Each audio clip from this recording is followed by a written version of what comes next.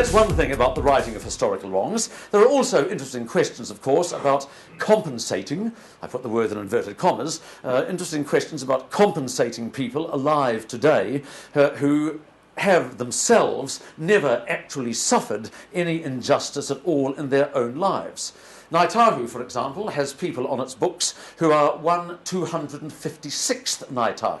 I don't think the other 255, 256 is European. It may be that's from other Maori tribes, but certainly then Ngāi blood is 256th. But nevertheless, they are sharing in the Ngāi settlement provided by the generosity of taxpayers. Now, anyone who's only 256th Maori, anyone who is even just 1/16th Maori is, or even less perhaps, but certainly 1/16th, is extremely unlikely to have suffered any racial discrimination or any deprivation in his or her own life as a consequence of that small amount of Maori blood. Anyone who is only 1/16th Maori is, with respect, not Maori at all, is not Maori genetically, very unlikely to be Maori culturally. And yet, some time ago in the Christchurch Press, I read a column by a woman who began by writing, "I'm Maori. There, I've said it. I've finally stated it publicly. I've been denying it all my life, but I'm Maori."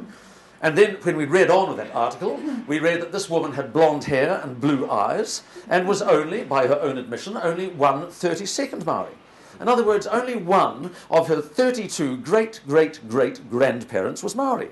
Now, with respect, again, I love her, whoever she is, how is such a person Maori? How is it that 31 of her 32 great-great-great-grandparents disappear and are outweighed by one Maori great-great-great-grandparent? This woman is not Maori, not genetically, not by any discernible descent. Now, it's a free country, of course, and if she wants to call herself Maori, that's fine. Many of us tend to concentrate, perhaps, on some particular romantic strand in our ancestry, and that's fine. It's a bit weird if you ignore most of your ancestry to the point of practically denying it, but nevertheless, it's a free country. But what you are not entitled to do in a free country is to insist that your voluntarily assumed cultural identification entitles you to put your hand out and demand special favours of land, money, political representation and power at the public expense. You cannot voluntarily adopt an ancient grievance by your own choice of identification. So anyway, to return to my main point, the treaty is no longer an argument for fairness and racial equality. The treaty is now being used as an argument for power, money, inequality and superiority. And here is an amazing difference. It's an amazing difference between us and the civil rights movement in the southern United States, the struggle against apartheid in apartheid South Africa. In those bad old days, the cry of oppressed black people in those countries was the cry against apartheid, against being separate but equal, which of course was not equal at all. What they demanded was integration into the wider society. Now, Maori in New Zealand have that now, and what they are demanding is the complete opposite. They want to be different from us. They want, in fact, to be not just separate but equal, but separate and superior. And this claimed superior, as I shall explain, and this claimed superiority is based on complete myths and misunderstandings about the treaty, which I should spend just a little time explaining to you. I dare say I'm insulting the intelligence of many of you by telling you things that you know already. I have to apologise for this, but a little refresher course I hope you'll forgive. Now, the treaty is sometimes spoken of as the Maori Magna Carta. And it is like Magna Carta in this sense that the myth of the treaty has vastly outgrown what the treaty actually says. And this is true of Magna Carta also. If you actually look at Magna Carta, you'll see that most of its chapters are just to the benefit of the barons of England rather than the whole people. But nevertheless, over the centuries, it has acquired this aura of being the great charter of liberties of all the people of England. And there is a little justification for that too, but let's not go into that.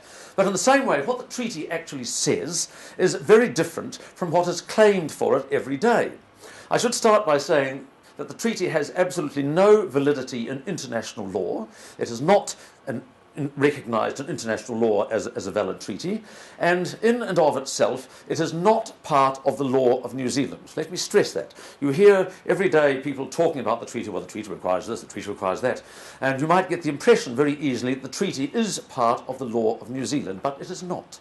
It only becomes law, or as part of the law of New Zealand, when Parliament, in this particular Act of Parliament or some other Act of Parliament, refers to the treaty or to the principles of the treaty, of which more in a second, but it's only when Parliament, in one particular statute, will refer to the treaty. In the interpretation of the statute, treaty principles must be used, and so on. That is the only way in which the treaty can sneak into New Zealand law, just for that particular statute, by the back door. But let's leave that to the side, one side for a moment. What does the treaty actually say? What the treaty says is very simple. In the first article of the treaty, the Queen is recognised as sovereign. In the third article of the treaty, Maori are granted the rights and privileges of subjects, equal with all other British subjects. Nothing less than that, certainly nothing more than that. That's the other side of the coin of sovereignty. If the Queen is sovereign, then Maori are her subjects with the rights and privileges of her subjects, and that's the only way in which Maori can have the rights and privileges of subjects, if they actually are subjects. And then the middle article, Article 2, says that Maori, like all other subjects, are entitled to the possession and enjoyment of their own property. The treaty itself, by the way, is the Maori treaty, not the English translation. But the story now put about that the English and Maori texts have different meanings is completely untrue. It is a modern political invention and myth. I don't have time, I'm sorry, to spend any time on this point now, but I can refer you to writings on the matter. But there's no doubt, just to give you a couple of examples, there's no doubt but that in 1840 the word taonga, which Maori were promised, meant nothing more than physical possessions, property acquired at the point of the spear, lands, forests and fisheries, to use the common, slightly expanded English translation. It did not mean culture, language, old people, the sky, radio waves, anything else at all. And there's no doubt also that in 1840 Maori chiefs had a pretty good idea of what British sovereignty meant and thought it a vast improvement on the lawlessness, war and genocide of early 19th century Maori life. Anyway, that's what the treaty actually says, that the Queen is sovereign, Maori are her subjects with the rights and privileges of subjects, including the possession of their property. Now that's all the treaty says, and that is a perfectly good thing. We're all in favour of that.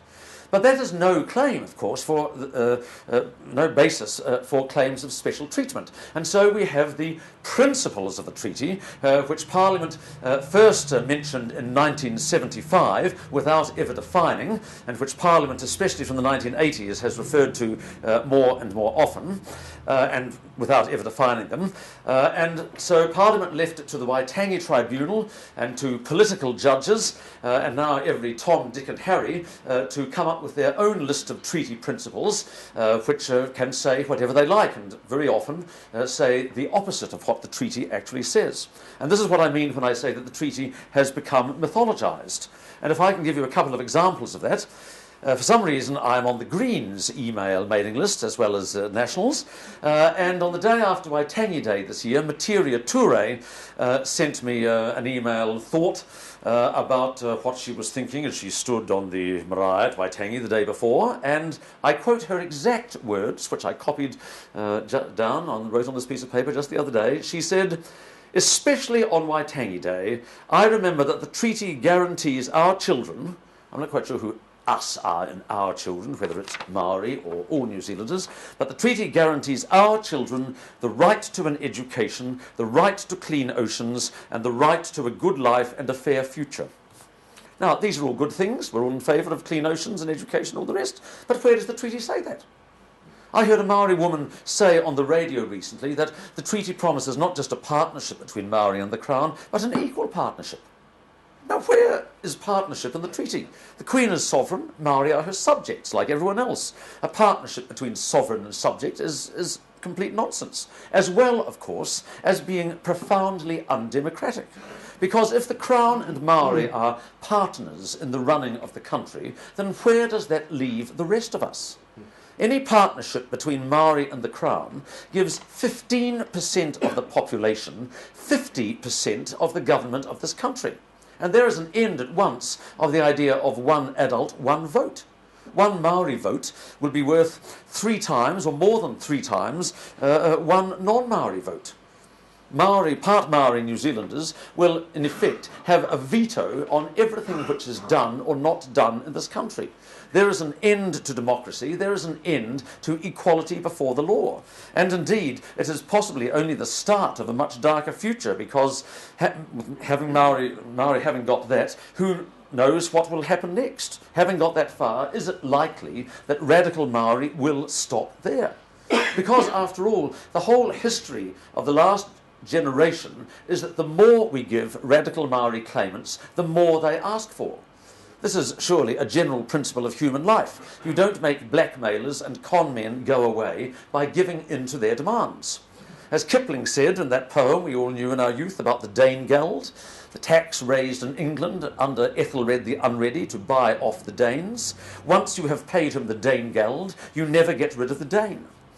We were told after the last round of historical treaty settlements, this was what we were assured by Sir Douglas Graham and Jim Bolger when Prime Minister, this was a major theme of theirs, that once we've got through this last historical round of treaty settlements, we'll be able to put the past behind us and move forward together as one nation.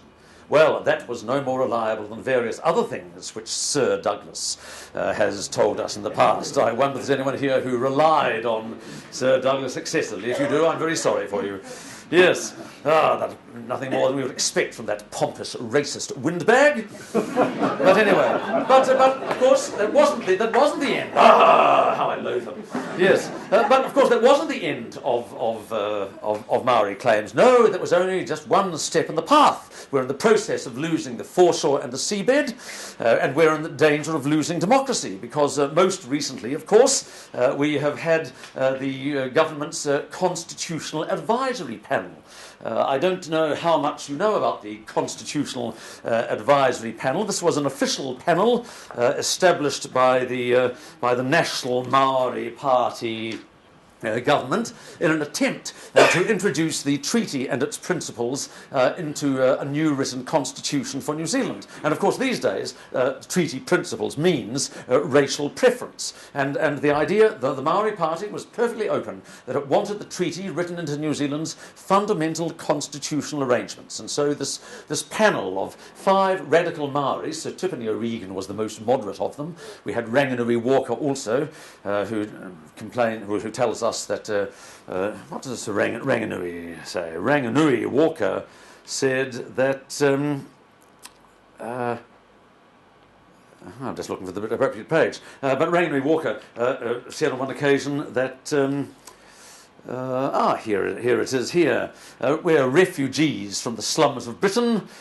Here is Leonie Pihama, who was also on the panel, who believes that the British colonisation of New Zealand was an act of genocide, a deliberate and planned extermination of Maori. She said, and I'm quoting here, I happen to write most of this, a group of us got together and we formed our own independent constitutional review panel, and we also called for submissions from the public. We also tried to get hold of the public submissions sent to the official panel, but we've had some mysterious difficulties in getting hold of those, and we produced our own handsome and very sensibly written report too. We published advertisements in newspapers. You may have seen one. Here is a Kiwi standing in an open gin trap, and the gin trap is labelled a new race-based constitution.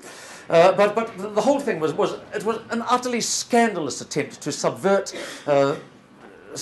democracy. The terms of reference of this panel were stacked towards treaty principles. The terms of reference actually referred to treaty principles and basing consultation on treaty principles. The membership was stacked. We had 5 radical Maori and 7 no-hopers representing other New Zealanders. But it was the proceedings of the whole official panel were covered. Most of the population never heard of its operations, but as I say, a number of concerned citizens, we got together and formed our own ICRP report, and we think, modestly, we don't know of course, and it would be denied by everyone else, but we modestly think that we may have had some influence in heading off the the agenda with which the official panel started.